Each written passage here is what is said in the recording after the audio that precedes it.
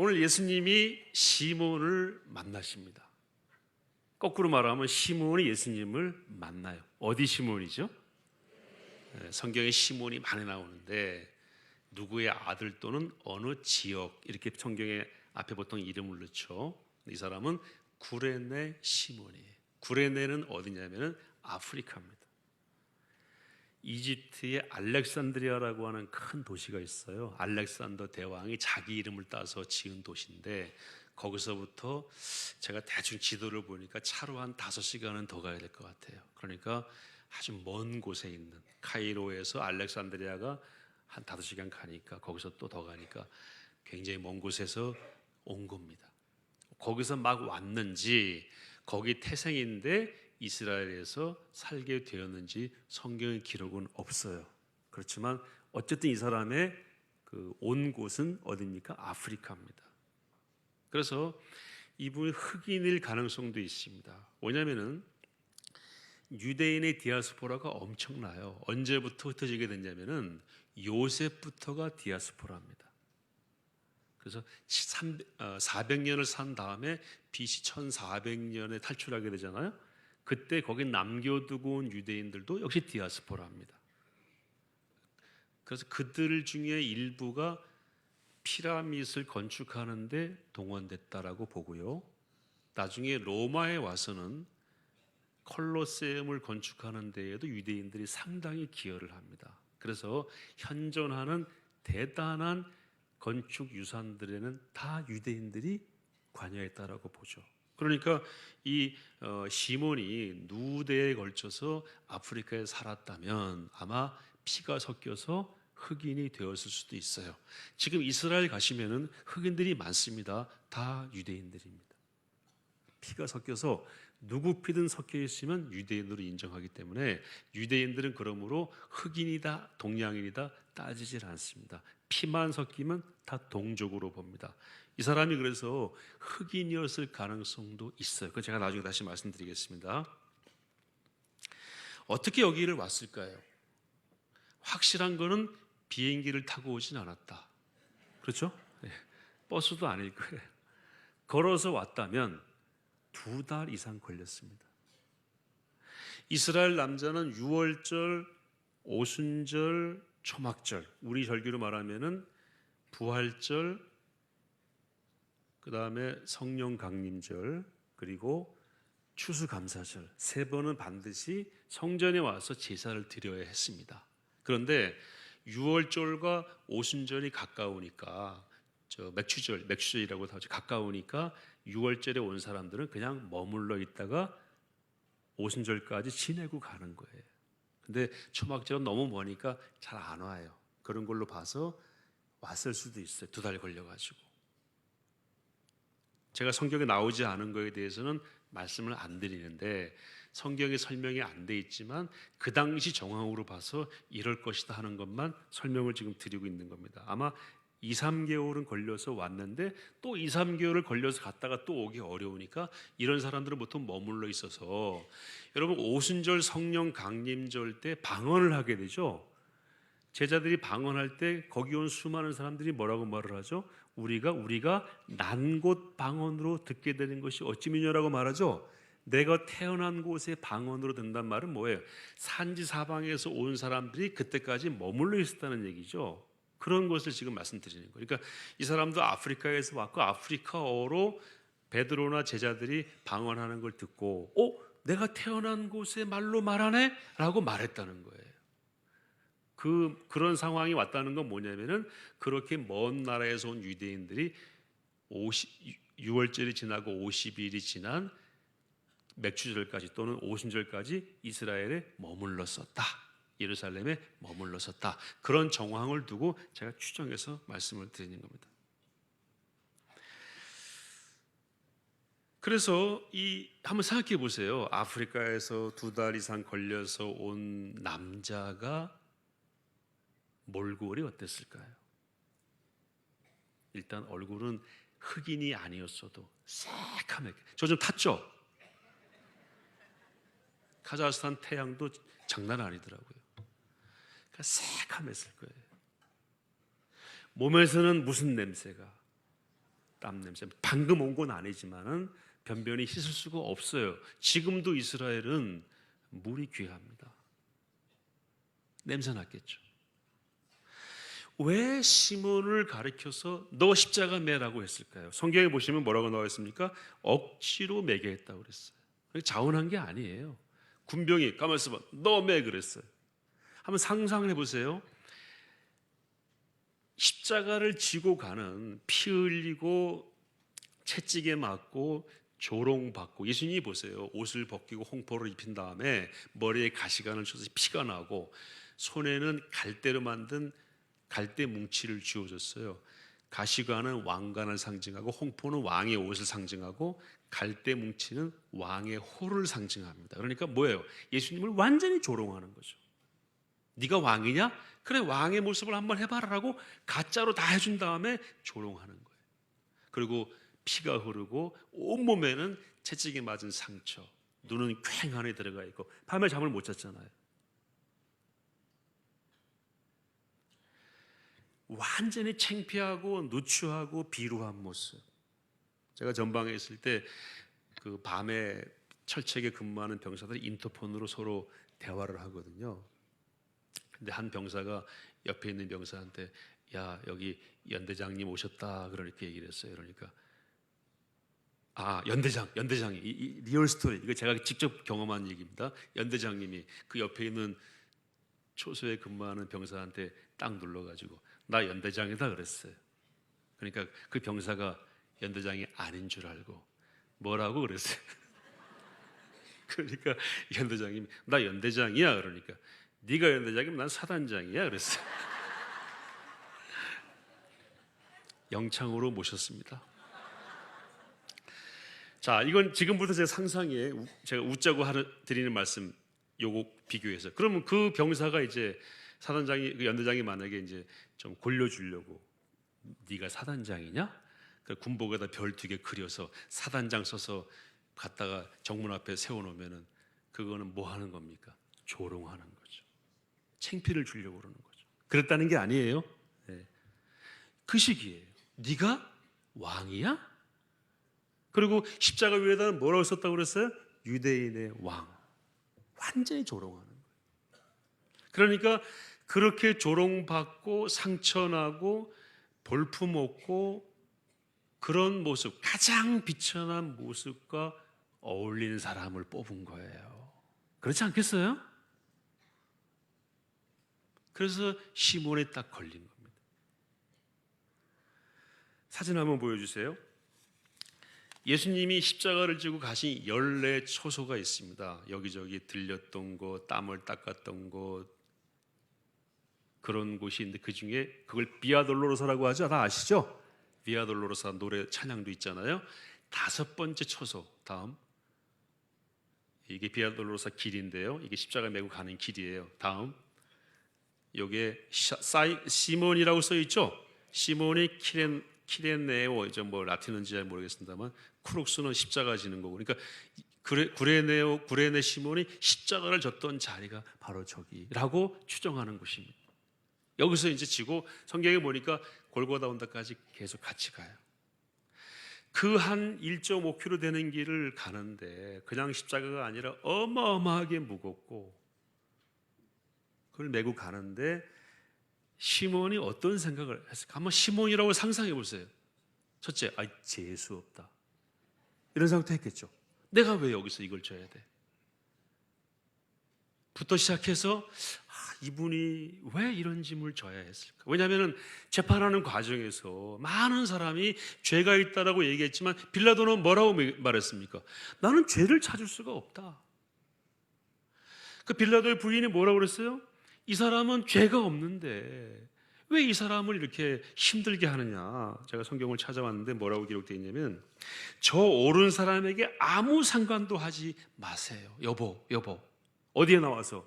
성경에 보면 재판정에 나와서 얘기를 해요. 이 부인이 오늘 꿈에 그 사람을 인해서 애를 많이 태웠나이다. 내가 밤에 잠을 못 잤습니다. 저 억울한 사람을 왜, 그러니까 그때나 지금이나 죄 없이 억울한 사람을 죽이는 거는 얼마든지 가능한 일인 것 같아요.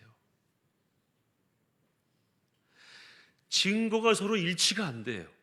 그러니까 빌라도가 나는 죄 없어 하고 어떻게 했습니까? 손을 씻었고, 유대인들이 겁없이 한 말이 뭐예요? 이 사람의 피를 우리와 우리 후손에게 돌리라. 그걸 시몬이 봤어요, 안 봤어요? 봤죠. 오늘 성경 보세요. 예수님이 십자가를 지고 나오자마자 십자가 따라 나온 사람이 시몬이고 바로 십자가를 집니다. 시몬은 그 목격자입니다. 그러니까 이런 생각도 했을 거예요. 그럼 이분이 왜 이런 고통을 왜 져야 했을까? 이런 고통은 정말 살인자가 지는 거 아니야? 적어도 두 사람 강도, 저 정도는 돼야 되는 거 아니야? 이분은 그렇지 않은 것 같은데, 이런 생각까지, 아까 처음에 무슨 생각이라고 그랬어요? 재수 없어부터 이런 생각까지를 막 했겠죠. 그 몇 시간을 걸어가면서, 한 2시간은 걸어갔던 것 같아요. 걸어가면 9시부터 이제 그 재판이 시작되고 걸어갔으니까요.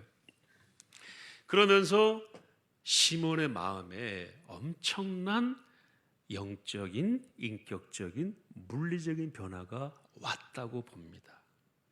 어떻게 그걸 알 수 있느냐? 시몬 그 이후가 있어요. 오늘 설교 제목이 뭡니까? 시몬의 이야기는 여기서 끝나지 않습니다. 예수님의 십자가를 억지로 진 시몬이 별 생각을 다 하면서 갔을 거예요. 그런데 분명한 거는 변화가 있었어요. 예수님을 인격적으로 만났고 영적으로 시몬은 거듭났습니다. 어떻게 알 수 있냐고요? 로마서 16장 13절 말씀 준비되어 있으면 잠깐 좀 보실까요?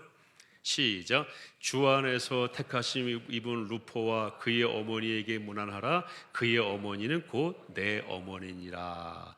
로마서 16장은 사도 바울이 고린도에서 쓴 편지인데 로마에 있는 그리스도인들에게 쓴 편지니까 아직 로마에 가진 못했어요. 곧 갈 거예요. 그렇지만 가지 못했지만 로마에 있는 사람들에게 쓴 편지니까 저 편지를 받는 사람은 다 어디 있습니까? 지금 로마에 있어요.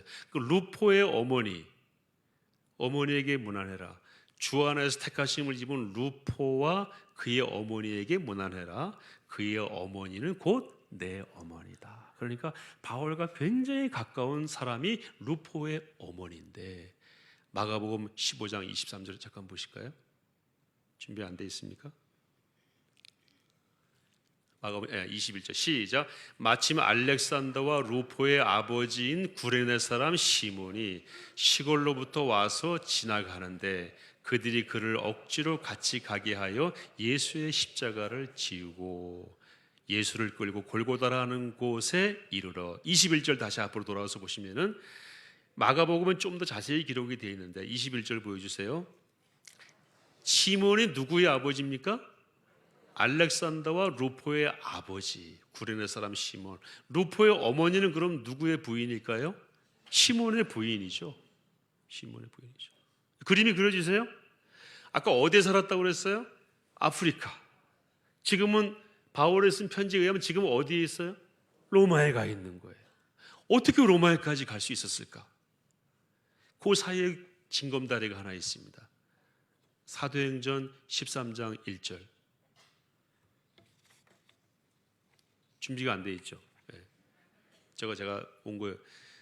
사도행전 13장 1절에 보면은요, 시몬이 등장하는데 니게르라고 하는 사람으로 등장하는데, 니게르가 뭐죠? 니그로, 흑인이란 뜻이에요. 흑인 니그로 시몬이 안디옥 교회에서 같이 바울과 함께 동역합니다. 그 안디옥은 지금의 시리아예요. 이스라엘 저 위쪽이죠. 거기서 소아시아를 거쳐서 로마까지 간 것으로 학자들은 보고 있습니다.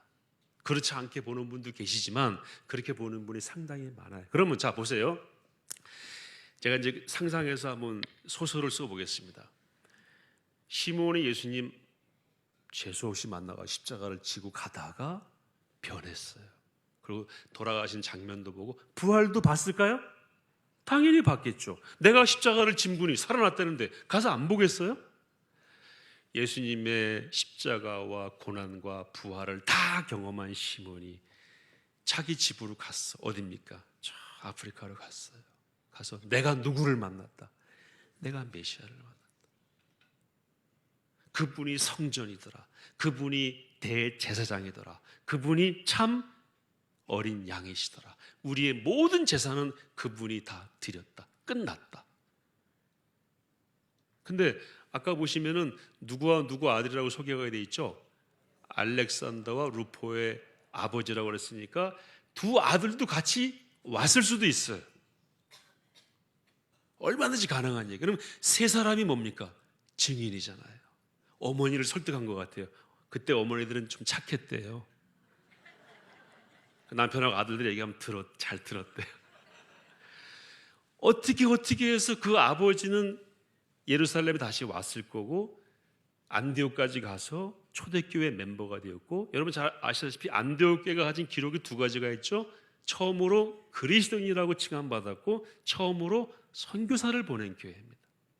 그런 건강한 교회가 됐고 바울과 바나바라고 하는 위대한 지도자가 사역했던 교회, 거기에 멤버가 구레네 사람 시몬이었다고 보는 거예요. 그리고 다시 어디까지 갔습니까?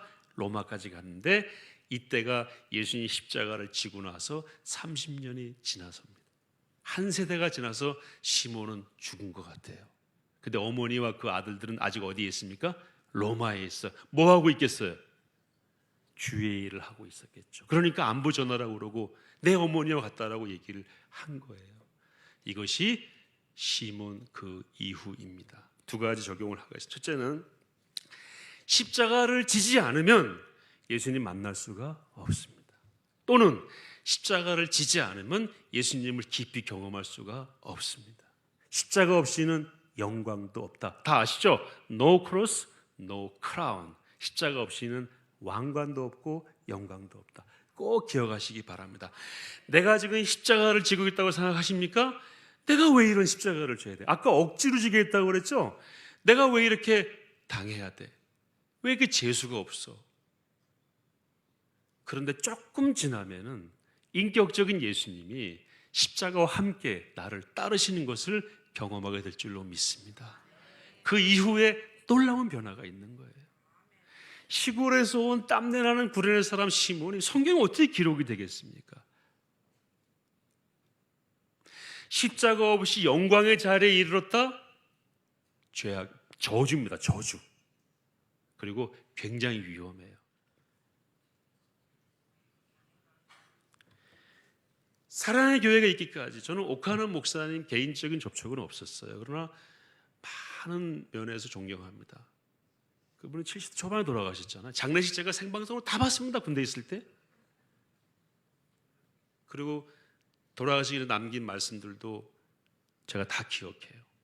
내가 제일 행복했던 것은 한 10명 정도 이렇게 모여서 제자원을 할 때가 제일 행복했다. 제가 지금도 기억합니다. 그리고 그분이 쓴 책도 많이 읽었어요. 얼마나 고생했습니까? 그 십자가가 없이는 영광이 없는 거예요. 지금 담임 목사님도 마찬가지. 제가 카자흐스탄에 갔을 때 그 어르신들이 하신 말씀을 흘려듣지 않았어요. 이분들이 이렇게 말씀하셨다. 아까 제가 보고 드렸죠. 이 사람들 밤낮 없이 일했구나. 참 고생이 많았구나. 그 정도 말하는 것은요, 십자가를 경험한 분들입니다. 보통 분들은요, 잘 먹고 잘 사네. 저것들 맨날 저렇게 먹고 살면서 우리를 안 돌아봤어? 이거는요, 십자가를 모르는 사람들이. 그래서 저는 그분들에게 경의를 표현했고 존경한다고 그랬습니다. 배울 게 많다고, 더 많이 배우겠다고 그랬습니다. 우리 같이 가신 분들 맞죠? 제가 이렇게 말했죠?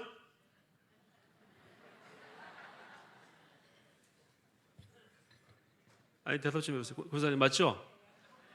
저는 배운다고 그랬어요. 그리고 많이 배우고 있고 더 배우고 싶다고. 너무 품격이 있다고. 고생해 보신 분들이기 때문에. 그래서 이분들에게 복음이 들어가면은 저는 바로 역사할 거라고 기대가 되고 있습니다. 두 번째는요, 십자가를 지면서 예수님 만난 사람은 반드시 그 뒤가 있어요. 뒤끝이 있어요. 뭡니까? 영향력입니다. 여러분, 복음은 예의가 아니고 복음은 생명입니다. 생명은 살아 움직이기 때문에 새로운 생명을 잉태하고 새로운 역사를 만들어냅니다. 시몬이 어디까지 갔습니까? 적어도 소아시아까지 갔어요. 적어도 그 가족들은 로마에까지 갔습니다. 사도 바울과 함께 중요한 복음의 역군이 되었습니다. 예수님이 들어오면은요, 반드시 뭐가 있습니까? 생명의 역사가 있습니다. 여러분, 여름 동안에 충격적인 예수님과의 만남을 경험하시기를 축복합니다.